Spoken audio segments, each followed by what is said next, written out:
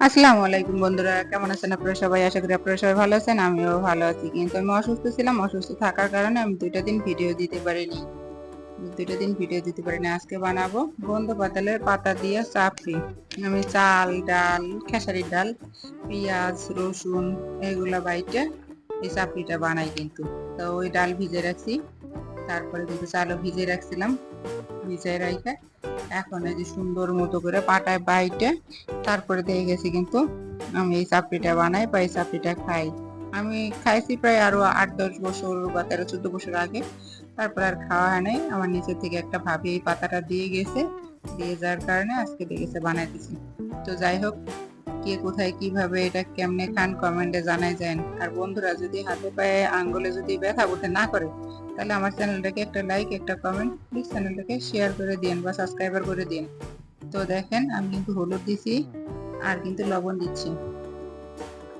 হলুদ লবণ দিয়ে এটাকে কিন্তু একটু পানি দিব, দিয়ে সেরে এটা স্বাভাবিক মতো একটা গোলা ডো বানায় নিব বা গোলা বানায় নিব, যেটা দিয়ে গেছে মানে চাপড়িটা উঠবে তাওয়ার থেকে বা খাইতেও ভালো লাগবে।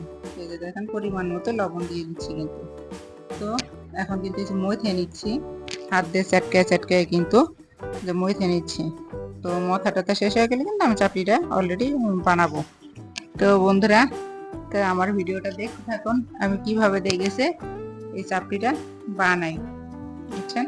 আশা করি এভাবে সব আপনারা বানায় খাই দেখেন, খুবই ভালো লাগে, বুঝছেন? খুবই ভালো লাগে। আমিও খাইছি, আমার বাবুও খাইছে, খুবই ভালো লাগে। এই যে এরকম পরিমাণ একটা ডো হবে। তো যাই হোক, ডোটা হয়ে গেল। যে ডোটা করা হয়ে গেল, এই যে কিন্তু সেই পাতা, আমাদের এখানে বলে গন্ধ বাদালের পাতা। দেখছেন পাতাটা কি চিনতে পারেন নাকি কেউ? কমেন্টে জানাই যায়।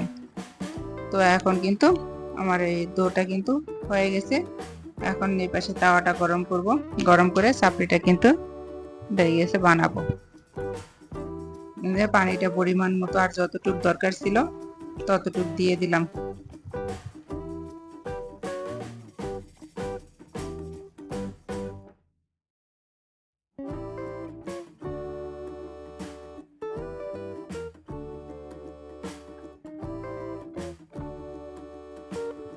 এখন কিন্তু আমার মাথা শেষ, যে মাথা শেষ,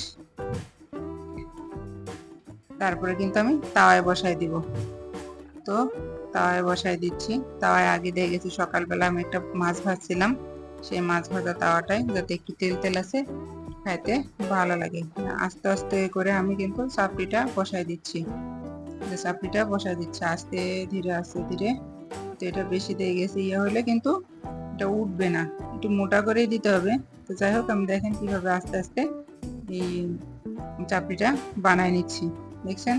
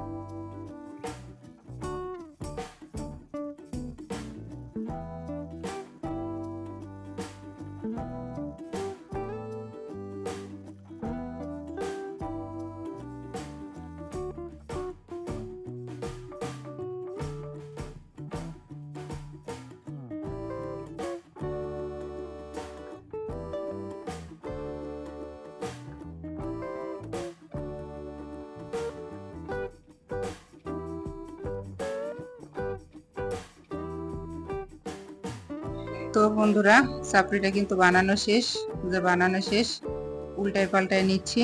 তা আপনাদের তো ফার্স্টেই বলছি যে যেইখান থেকেই দেখেন প্লিজ একটা চ্যানেলটাকে লাইক বা একটা কমেন্ট করে দেন। তো এখন আমি খাবো, আশা করি ভালো হয়েছে খাইতে।